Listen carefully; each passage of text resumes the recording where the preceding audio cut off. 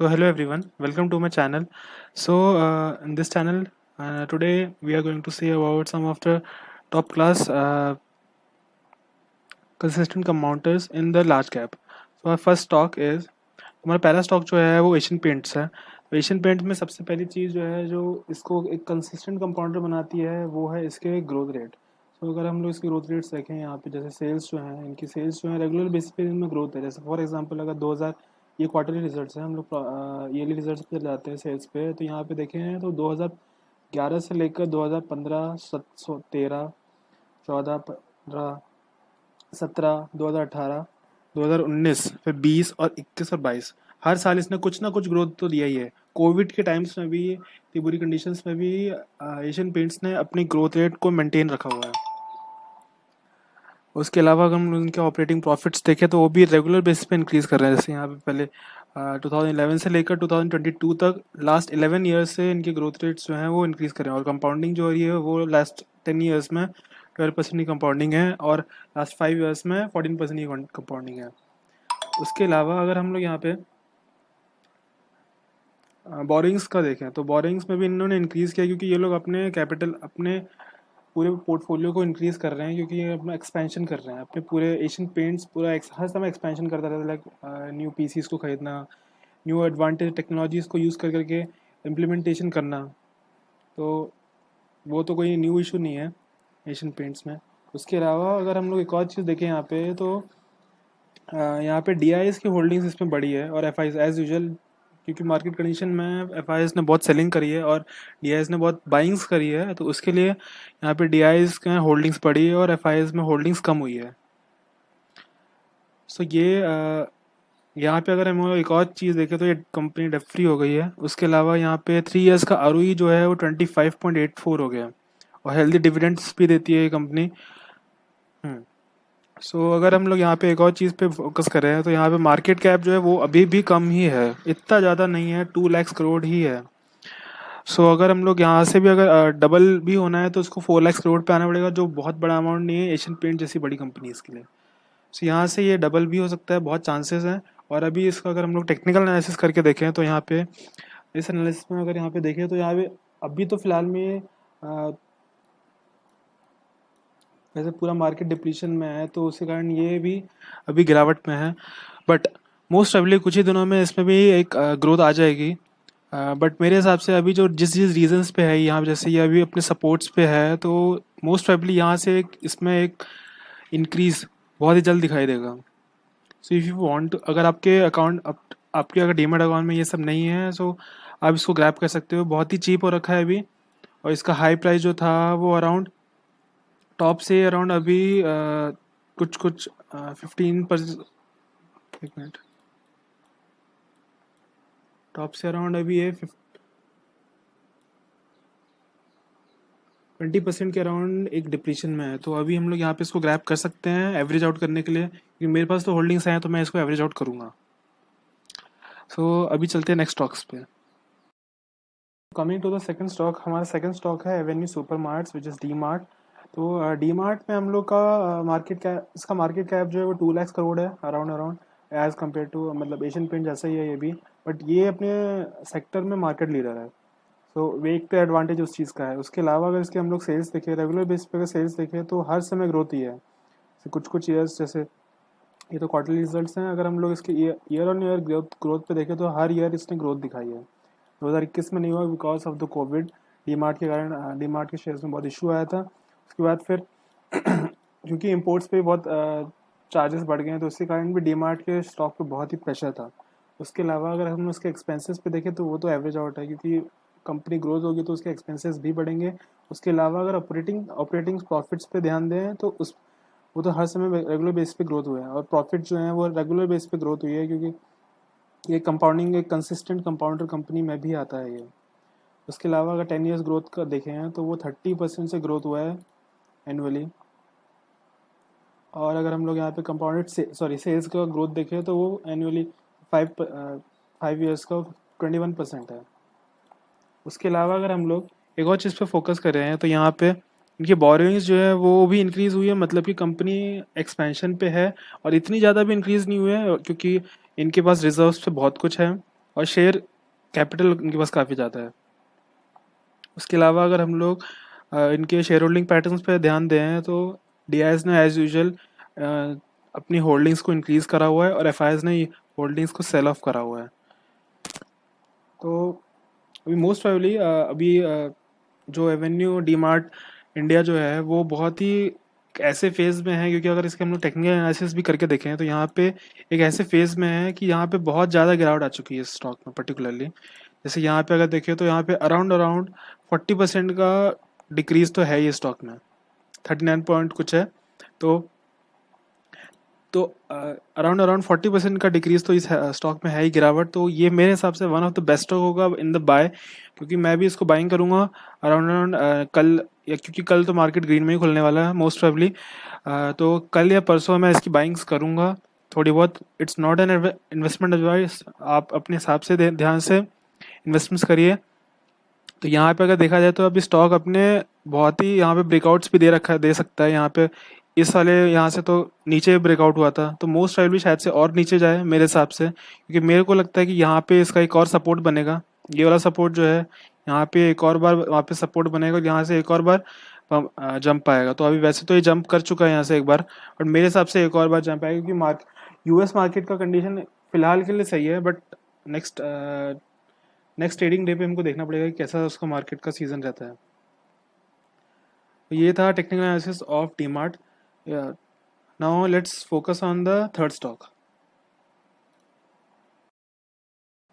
तो हमारा तीसरा स्टॉक जो है वो है बजाज फाइनेंस। तो इन द बजाज फाइनेंस ये स्टॉक का मार्केट कैप जो है वो 3 लाख करोड़ है।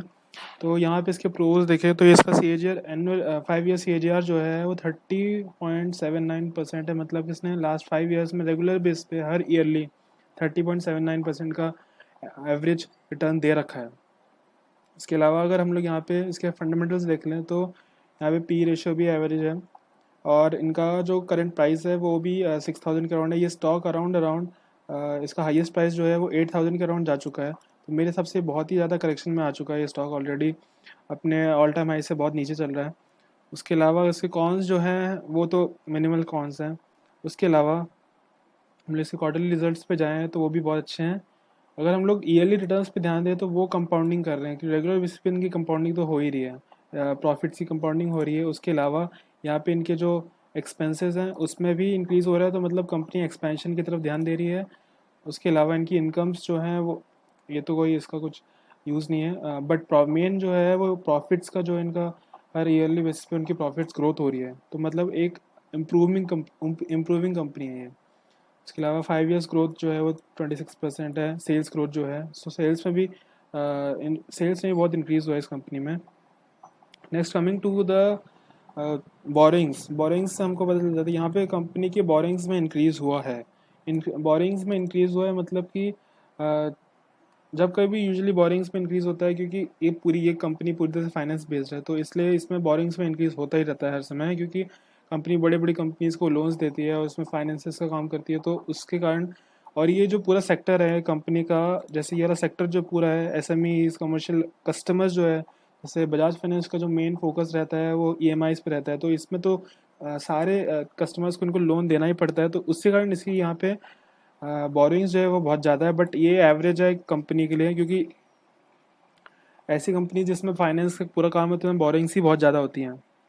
उसके अलावा अगर हम लोग नेक्स्ट चीज़ पे फोकस कर रहे हैं तो वो शेयर होल्डिंग पैटर्न्स हैं। उसमें अगर हम लोग देखें डीआईएस और एफआईएस, तो एफआईएस ने इसमें अपनी होल्डिंग्स को डिक्रीज़ किया और डीआईएस ने अपनी होल्डिंग्स को यहाँ पे इंक्रीज़ किया। तो एज यूजुअल है, क्योंकि पूरी मार्केट में ये चल रहा है कि एफआईएस ने सेलिंग कर रहे हैं और डीआईएस ने उसको बाइंग्स करी हुई है। उसके अलावा अगर हम लोग यहाँ पे टेक्निकल एनालिसिस पे ध्यान दें तो यहाँ पे कंपनी अपने जो कंसोलिडेशन फेज था, ये वाला फेज जो था 6,000 से लेकर 6,200 से लेकर 6,000 वाला जो फेज था, जिसमें कंपनी कंसोलिडेट कर रही थी, हर समय कंसोलिडेट करके यहीं से पुल बैक ले लेती है कंपनी। बट अभी कंपनी उस कंसोलिडेशन स्टेज से नीचे है, बट मोस्ट प्रोबेबली कल जब मार्केट खुलेगा तब कंपनी यहाँ पे रिकवरी दे देगी, क्योंकि कल वैसे ही मार्केट ग्रीन में खुलने वाला है, क्योंकि लास्ट ट्रेडिंग डे में नैस्डैक और अपना डाउ जोन्स इंडेक्स जो था वो बहुत ही इम्प्रूव्ड हो गया था, बहुत ही इंक्रीज़ हुआ था उसमें, और मार्केट सेंटिमेंट्स भी बहुत अच्छे हैं बजाज फाइनेंस के लिए। और ये कंपनी में ऐसा कुछ अभी अभी तक ऐसी न्यूज़ में कुछ ऐसा कुछ आया नहीं है, तो मेरे हिसाब से कंपनी ग्रोथ कर लेगी। So this is all technical और fundamental analysis for Bajaj finance. अभी हम लोग नेक्स्ट कंपनी पे फोकस करते हैं।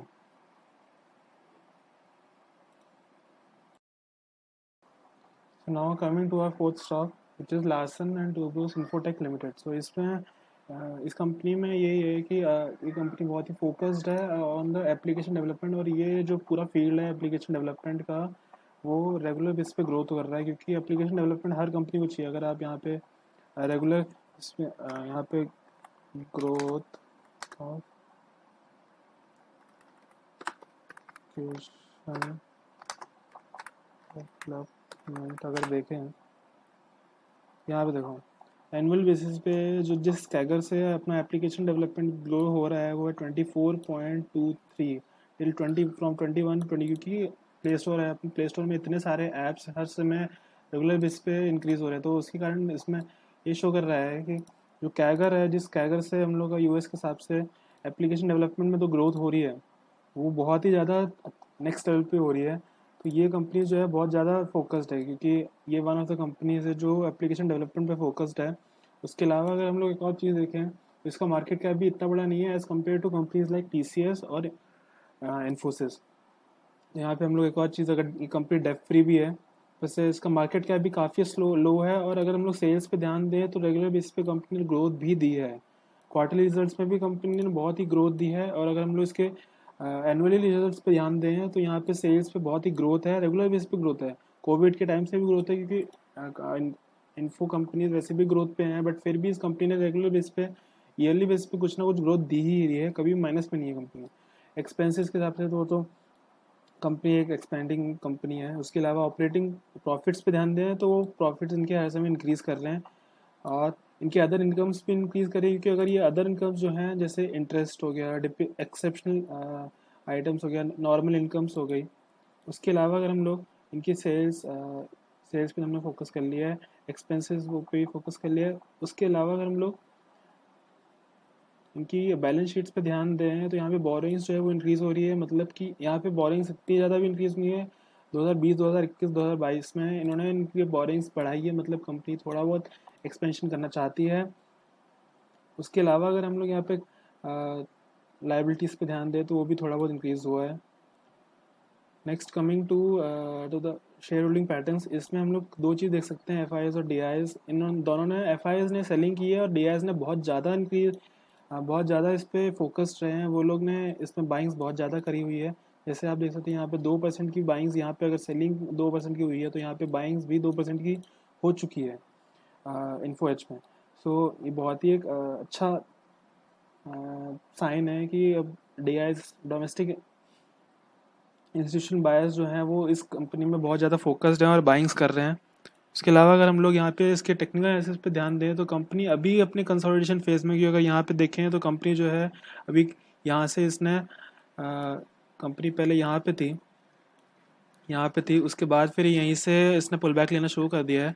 और कल भी ये कंपनी मोस्ट प्रोबेबली ये वाला जो रीजन है ये बहुत ही इंपॉर्टेंट रीजन है। अगर ये वाला रीजन टूट गया तो कंपनी वापस से एक अच्छे खासे ग्रोथ में वापस आ जाएगी, क्योंकि ये रीजन से हर समय बाउंस बैक करके नीचे आ जाती है। तो ये एक रेंज बाउंड मूवमेंट में थी इस टाइम, जब कभी भी इस रीजन में रहती है तो इस रीजन से अगर बाहर निकल के आगे तो बहुत ही अच्छा ग्रोथ स्टार्ट हो जाएगा कंपनी में। और कंपनी में जो अराउंड अराउंड जो डिप्रिसिएशन हुआ है वो अराउंड अराउंड 47% का डिक्रीमेंट हो गया है कंपनी में। तो ये एक one of the growth company हो सकती है। और एज यूजल मैंने अगर चार्ट्स में देखा, अगर हमने यहाँ फंडामेंटल एनालिसिस देखें तो ये कंपनी ने हर ईयर ग्रोथ दी है, तो अभी भी ग्रोथ देगी ये मोस्ट प्रोबेबली, क्योंकि आईटी सेक्टर पूरा बूम में है। तो मेरे हिसाब से one of the best pick होगा अगर किसी को भी लार्ज कैप स्टॉक्स में इन्वेस्ट करना है तो यहाँ पे उसके अलावा अगर हम लोग एक और चीज़ पर फोकस कर रहे हैं तो यहाँ पे कंपनी का जो स्टॉक है वो अराउंड 4,000 के अराउंड चल रहा है, और इसका जो पीक प्राइस था वो था 7,600 रुपीज़। तो ये बहुत ही अच्छी बात है, अगर क्योंकि कंपनीज यहाँ से कम 2x तो जाना ही है, क्योंकि इसका प्राइस ही अराउंड डबल है यहाँ से 8,000 के अराउंड। अगर इसको देखें तो यहाँ पे कंपनी से 8,000 के अराउंड तो जाएगा ही मोस्ट प्रोबेबली। बट आपको इन्वेस्टमेंट करना है तो वैसे तो ये लार्ज कैप कंपनीज में ही आता है, बट फिर भी ये मिड कैप से थोड़ा सा अच्छा है। मिड कैप्स में इन्वेस्ट करने से अच्छा है कि आप large caps, Larsen and Toubro's वाले इन्फोटेक में इन्वेस्ट कर सकते हो। So these are all my reviews regarding this company. अगर आपको इन्वेस्ट करना है तो आप इन्वेस्ट करो, but on your own risk. Please do your due diligence. So this is all for this. Now coming to the next stock, अपना fifth stock.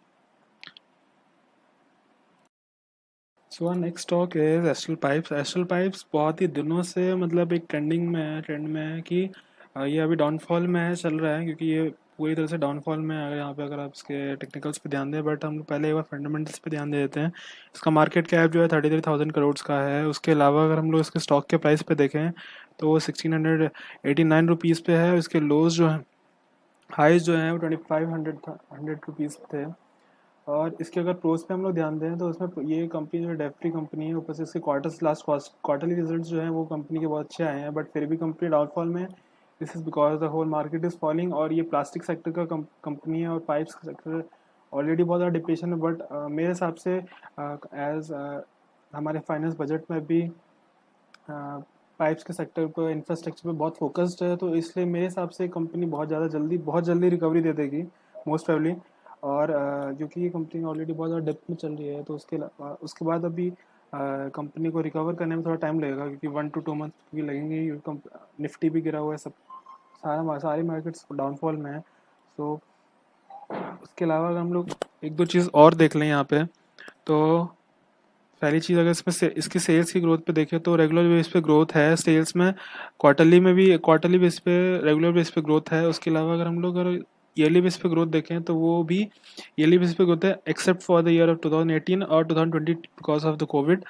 But फिर भी कंपनी ने हर ईयर एवरेज 20% से ऊपर का ग्रोथ दिया ही दिया है। यहाँ पे 23%, 20%, यहाँ पे 12%, यहाँ पे अराउंड अराउंड 20%, यहाँ पे 33। तो कंपनी ने लास्ट कम से कम 10 ईयर्स में ऑन एन एवरेज 20% का ग्रोथ तो मिनिमम दिया ही हुआ है। यहाँ पे अगर 10 ईयर्स का देखें तो 23% का सेल्स ग्रोथ भी है। क्योंकि उसके अलावा अगर हम लोग ऑपरेटिंग प्रॉफिट्स पे ध्यान दें तो वो भी रेगुलर बेस पे ग्रोथ में ही है, और कंपनी इतनी बड़ी भी नहीं है, और एक्सपेंशन के बहुत ज़्यादा चांसेस है इस कंपनीज में। उसके अलावा अगर हम लोग बोरिंग्स पे ध्यान दें तो बोरिंग्स डिक्रीज हुई हैं, क्योंकि कंपनी ने अपना डेप फ्री कंपनी हो रही है, अप्रोच चालू कर दिया कंपनी ने। उसके अलावा अगर हम लोग यहाँ पे और हाँ, और उसी इस पे ध्यान दें तो वो भी अराउंड अराउंड 26 है, 30% के अराउंड है। रिटर्न ऑन कैपिटल एम्प्लॉयड ये भी 20% के अराउंड ही होना चाहिए, अराउंड। और F I S D I S में होल्डिंग्स अगर देखें तो एफ आई एस ने सेलिंग करी है और डी आई एस ने बाइंग करी हुई है। यहाँ पे एफ आई एस पूरे मार्केट में एफ आई एस सेलिंग कर रहे हैं और डी आई एस बाइंग कर रहे हैं। तो यहाँ पे तो बहुत ही अच्छी अपॉर्चुनिटी है कि कंपनी ऑलरेडी बहुत ज़्यादा गिर चुका है, तो यहाँ पे इसको बाइंग की अपॉर्चुनिटी बहुत ही अच्छी है। कंपनी का हाई जो है 2500 के अराउंड है, अभी 1600 पे मिल रहा है कंपनी। उसका पी भी इतना ख़राब नहीं है। उसके अलावा अगर हम लोग यहाँ पे एस्टल प्राइस पे के टेक्निकल्स पे ध्यान दें तो यहाँ पे पहली चीज़ हम लोग को फोकस में दिख रही है कि कंपनी अभी फ़िलहाल में एक रेंज बाउंड मूवमेंट में है। जैसे यहाँ पे अगर range bound movement in the sense कि यहाँ पे जब कभी भी कंपनी का शेयर यहाँ पे आता है तो हर समय एक रेंज में बाउंड होता रहता है, जैसे यहाँ पे अभी चल रहा है। तो अभी अगर यहाँ से ब्रेकआउट हो गया तो बहुत ही जल्दी इसमें ग्रोथ दिखने को मिल जाएगी कंपनी में। और ये कंपनी वैसे भी ग्रोथ कंपनी है, तो मोस्ट प्रोबेबली कुछ ही दिनों में ये भी जब मार्केट रिकवरी स्टार्ट हो जाएगी उस टाइम पे फिर ये कंपनी भी ग्रोथ में आ जाएगी। बट अभी तो ये कंपनी एक डिप्लीशन में क्यों अराउंड, अगर हम देखें यहाँ पे कितना लॉस हुआ है अभी तक इन्वेस्टर्स को, तो वो अराउंड हो रखा है अभी तो 34% पे चल रहा है। और क्योंकि पूरा पाइप सेक्टर एक डिप्लीशन में चल रहा है, तो इससे कारण ये कंपनी भी डिप्लीशन में है। मेरे हिसाब से बहुत जल्दी इसमें रिकवरी भी आ जाएगी, क्योंकि कंपनी का अगर आप यहाँ पे ध्यान से देखो तो 1996 से कंपनी है, और ये one of the top player है पॉली ये पाइप्स में। सो मोस्ट प्रोबेबली कंपनी में, और इसका आर एस आई भी अगर ध्यान में देखो 25 के अराउंड है, which is means it is in a buying zone. But by करना है at your own risk, because market अभी और भी गिर सकता है अभी, क्योंकि यूएस का मार्केट सिर्फ एक दिन का ग्रीन खुला हुआ है। अगर क्या पता कल मार्केट अगर रेड में खुल गया तो ये स्टॉक वापस गिर सकता है। तो do your due diligence before buying this stock. अगर आपके स्टॉक नहीं है बिल्कुल, तो आप एक बार इस पर रिसर्च करके एकदम एक्सट्रीम रिसर्च करके इस स्टॉक को बाय कर सकते हैं, क्योंकि ये स्टॉक अभी भी बहुत ज़्यादा डेंजरस जोन्स में है। क्योंकि यहाँ से अगर मार्केट गिरा तो ये वापस फॉल हो जाएगा और ये वाला सपोर्ट पूरा टूट जाएगा, और फिर नेक्स्ट सपोर्ट जो उसका होगा ये वाला होगा 1300 का। सो अगर आपको बाइंग करनी है तो आप एक बार इस पर फोकस थोड़ा सा रहें, थोड़ा सा वेट करें, उसके बाद बाइंग करना। सो this is all about astral pipes. आपको अगर वीडियो अच्छी लगी so please do like, share and subscribe to my channel Invest and Earn in India. Thank you.